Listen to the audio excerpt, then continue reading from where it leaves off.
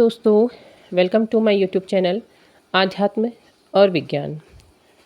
आज का जो माता काली का संदेश आ रहा है वो कुछ इस तरीके से है कि फेमिनाइन एनर्जी को इतना ज़्यादा क्यों सब कुछ झेलना पड़ता है और क्यों फेमिनाइन एनर्जी को ही खुद पर इतना काम करना पड़ता है। इस तरह के प्रश्न का जवाब लेकर के माता महाकाली आ रही है। देखिए, आप लोगों के बहुत सारे लोगों के भी इस तरीके के सवाल रहते हैं कि आखिर हम ही क्यों इस तरीके का सेपरेशन झेलते हैं, हमें ही ये सब कुछ क्यों झेलना पड़ता है। तो इसमें जो संकेत मिले वो कुछ इस तरीके के हैं। देखिए, अगर आप माता महाकाली को देखते हैं तो जब उन्होंने अपना कराल रूप धारण किया, वो रूप धारण करना इतना आसान नहीं होता है। वो कराल रूप अगर वो धारण कर रही हैं तो उसके पीछे उनको बहुत सारी चीज़ों को झेलना भी पड़ा। उन्हें भी बहुत सारे कष्ट अपने ऊपर लेने पड़े और उसके बाद जा कर के वो उनसे बाहर निकली और अपने आप को एक महाकाली का महाकाली का जब रूप धारण करती है तो महाकाली में फिर वो सारी शक्तियाँ समाहित हो जाती हैं। सारी शक्तियों को वो अपने ऊपर समेट सकती है। कहने का मतलब है कि क्रोध का इतना विकराल रूप है और उसी पल वो शांत भी है। उस पर उन्होंने विजय पाई है। उन्होंने उस गुस्से को, जो महाकाली को जो क्रोध आया है, जो गुस्सा आया है, उसको उन्होंने बैलेंस भी किया है। ऐसा नहीं है कि क्रोध में उन्होंने संहार नहीं किया। देखिए, अगर आप शुरुआत की अगर उनकी कथाएं देखते हैं तो वहाँ देखते हैं कि उनको भी शांत कराने के लिए भगवान शिव को धरती पर लेटना पड़ा, क्योंकि उन्हें शांत करने का कोई और उपाय नहीं था। लेकिन धीरे धीरे धीरे जैसे जैसे वो अपने ऊपर बैलेंस पाती जाती हैं तो वो विकराल भी होती हैं और स्वयं भी शांत भी हो जाती हैं। वो दोनों ही चीज़ों को, ऊर्जाओं को बैलेंस करती है। अब प्रश्न आता है कि क्यों फेमिनाइन्स को ही ये जर्नी जो है इस तरीके से जीनी पड़ती है, या फिर ये कहना चाहिए कि उन्हें ही बैलेंस करने का काम क्यों सौंपा जाता है, क्यों मस्कुलाइन को नहीं कहा जाता है। इस तरीके की बातें जो रहती हैं इसमें देखिए, पहली बात मैं ये कहूँगी कि यहाँ पर को मैं एनर्जी की बात कर रही हूँ, फिज़िकल बॉडी की बात नहीं करनी हूँ। और ये जो जर्नी है, ये जो ट्विन फ्लेम जर्नी है, ये एनर्जी की ही बात है, फिज़िकल बॉडी की बात नहीं है। ठीक है, बॉडी है, फेमिनाइन्स हैं, मस्कुलाइन्स हैं, लेकिन बहुत सारे मस्कुलाइन्स हैं जो फेमिनाइन एनर्जी को कैरी कर रहे हैं। तो कहने का मतलब ये है कि जो फेमिनाइन एनर्जी होती है उसे क्या कहा जाता है? उसे कहा जाता है शक्ति। वो सोर्स ऑफ एनर्जी है। फेमिनाइन्स हमेशा शक्ति का वो स्रोत होती हैं जो सारी क्रिएशन करती है और उसके बाद उसका पालन भी करती है। मतलब देखिए, अगर सीधे और शुद्ध हिंदी में अगर मैं बात करूं तो जो शक्ति है वो जन्म देने वाली है। वो जन्म दे रही है, वो क्या कर रही है? क्रिएशन कर रही है, निर्माण कर रही है, और उसके बाद पालन भी वो ही कर रही है।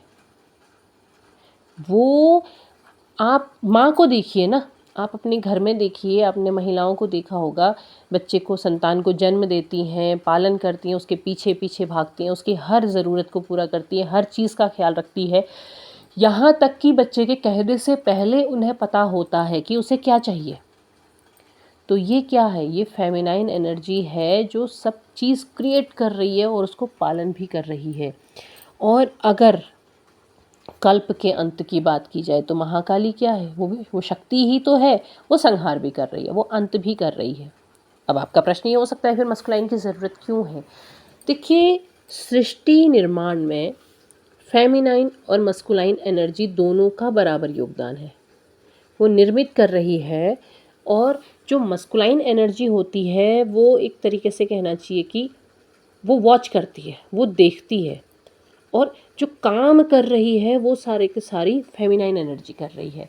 मतलब हर बॉडी में फेमिनाइन और मस्कुलाइन एनर्जी दोनों है, भले ही वो मेंस बॉडी है या वीमेंस बॉडी है, दोनों ही एनर्जी बराबर तरीके से काम कर रही हैं।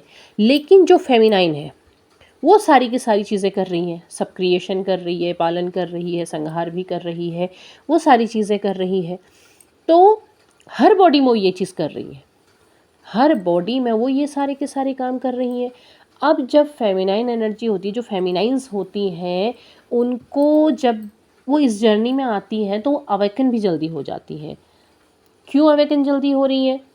क्योंकि उनके अंदर ये एबिलिटी होती है कि वो चीज़ों को बहुत जल्दी कैच कर सकती है, बहुत जल्दी चीज़ों को समझ सकती हैं।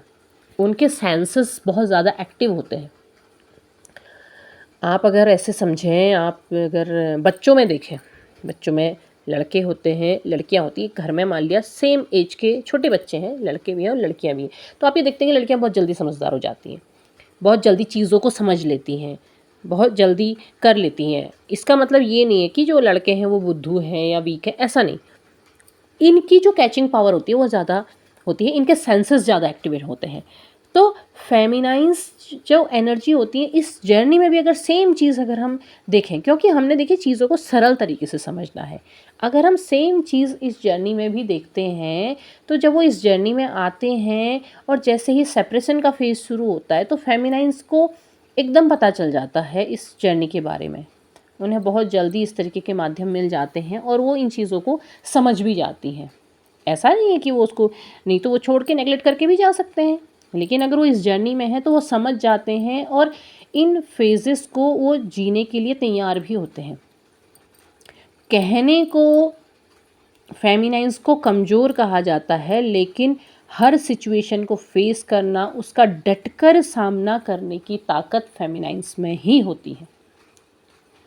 फेमिनाइन्स अपने सामने आने वाली परिस्थिति का डटकर सामना करने के लिए तैयार रहती हैं। वो कभी भी अपनी जर्नी को छोड़ के भागती नहीं हैं। उन्हें भागना नहीं आता है, उन्हें उसका सामना करना आता है, भले ही फिर परिस्थितियाँ कैसी ही हों। इसीलिए तो उन्हें निर्माता बनाया गया। अगर उन्हें भागना आता तो शायद औरत संतान को जन्म नहीं देती। वो उस दर्द को महसूस कर सकती है जिस दर्द का अर्थ होता है कि मृत्यु। वो मृत्यु को छू कर के वापस जन्म लेती है माँ के रूप में। तो फेमिनाइन्स में ये बात होती है कि वो उस मुसीबत का, उस मुश्किल का सामना करने की ताकत रख रही है। जब वो ताकत रखती है तो सृष्टि को भी ये पता है कि ये इस हर परिस्थिति को पार करके उससे जीत सकती है। अभी जबकि जो मस्कुलाइन पावर होती है, मस्कुलाइन में इतनी ज़्यादा शक्ति नहीं होती, क्योंकि शक्ति तो फेमिनाइन के पास हो गई ना, शक्ति तो वहाँ हो गई। अवेकन उनको भी होना पड़ता है, उन्हें भी एक बड़ी तकलीफ़ से गुज़रना पड़ता है, लेकिन फेमिनाइन हर परिस्थिति को जी सकती है और खुद को संभाल भी सकती है। अगर आप सामान्य तरीके से देखें, सामान्य जीवन में देखें, एक सी तकलीफ़ एक महिला को भी मिली और एक पुरुष को भी मिली, तो महिलाएं क्या होता है कि उस तकलीफ़ का सामना भी करती हैं, लोगों के सामने खुश भी रहती हैं, अपने जीवन को भी बहुत अच्छे से जीने की कोशिश करती हैं और उस दर्द के साथ भी जीती हैं। जबकि सेम कंडीशन में पुरुष क्या करता है, वो नशे का सहारा लेने की कोशिश करता है या वो टूट जाता है। क्यों? तो क्या है, तो परिस्थिति को फेस करने की जो पावर होती है वो शक्ति के पास होती है, वो सोर्स है। और शक्ति क्या है, शक्ति को बैलेंस होना बहुत ज़रूरी है। शक्ति जब इम्बैलेंस हो जाती है तो वो संहार का रूप ले लेती है। जैसे देखिए, माता पार्वती शांत रूप है, एकदम शांत है, लेकिन जब शुरू में उनमें महाकाली का रूप धारण किया, जब उनमें उस शक्ति का आवेश शुरू हुआ, जब वो उनके अंदर की वो शक्ति जागृत हुई और महाकाली का रूप जब उन्होंने धारण किया, तो वो अपनी शक्ति को संभाल नहीं सकी। तो उन्होंने संहार करते करते इतना संहार कर दिया कि उसके बाद लोग उनसे भयभीत होने लगे, उनको रोकना मुश्किल हो गया। देवता जो उनकी स्तुति करके उन्हें बुलाया था जिन्होंने, अब वो भी भयभीत होने लगे थे, क्योंकि अब वो शक्ति को नहीं संभाल पा रही थी। तो तब शिव को सामने आना पड़ा, शिव ने उन्हें क्योंकि वो उनकी मस्कुलाइन पावर थी, तो उन्होंने उनको वहाँ पर को रोका। तो मस्कुलाइन पावर इन जगहों पर काम करती है। और देखिए शक्ति को क्या था, शक्ति को बैलेंस होना ज़रूरी था। इम्बैलेंस होती तो क्या हो जाता, अगर उस समय शिव सामने नहीं आते तो पूरी सृष्टि का अंत कर देती, क्योंकि वो इतनी विकराल रूप है, इतना ज़्यादा शक्ति के अंदर इतना ज़्यादा आवेग होता है और उसको रोकना बहुत ज़्यादा ज़रूरी होता है। इसीलिए फेमिनाइन पावर को कहा जाता है कि पहले आप बैलेंस हो जाइए, क्योंकि क्या है, वो निर्माण करने वाली है। वो सृष्टि क्या है, सृष्टि भी तो फेमिनाइन ही है।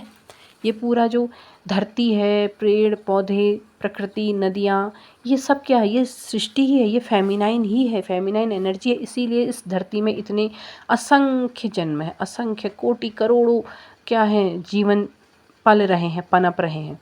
क्यों, ये पावर है। अब इसको भी बैलेंस होने में कितने लगे, करोड़ों साल लगे। जब सृष्टि निर्मित हुई तो उसको भी बैलेंस होने में करोड़ों साल लगे।